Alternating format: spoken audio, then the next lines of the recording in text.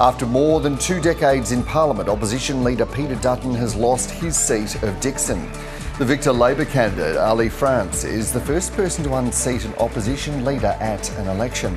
Mr Dutton conceded defeat to Liberal Party supporters, taking full responsibility for the coalition's loss. Let's bring in Dr Jill Sheppard again, a senior lecturer in the School of Politics and International Relations at the ANU. Jill, you are very familiar with policy debate. You were formerly an advisor to the Howard government. What would be driving considerations right now this morning about the leader of the Liberals and the policy agenda going forward?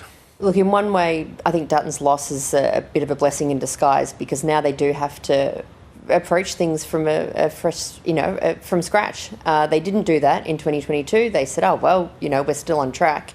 Let's not change things too much. Now they have to change things a lot. The problem is, as you've just shown, people like Keith Wallahan have been turfed out, and you've lost Bridget Archer, and you've lost James Stephens, and you've lost David Coleman. All seen as moderate, or mostly seen as moderates, aren't they, that were closer to the centre of politics? There are very few moderates left in that party room. There's Zoe McKenzie held on. They'll probably lose the seat of Bradfield.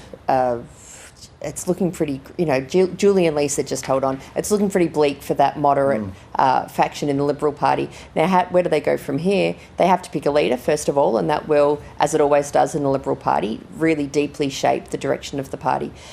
Who's that going to be? We don't know. I was upstairs last night with, the smartest political analysts in the country, and no one knows.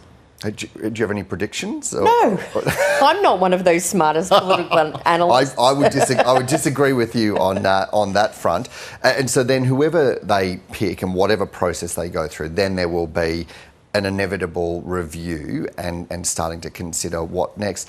There are two options here, aren't there? There is continue on the path they're on, or a new direction. How do they grapple with that? Well, the three names that were coming up last night, and I think will be bandied around in the next few days, are Angus Taylor, Dan Tehan and Andrew Hastie. And they are all Conservative men from the same part of the party. I don't know that there is a path that they can take that isn't one of those. So I think we're going to see pretty much business as usual for the Liberal Party.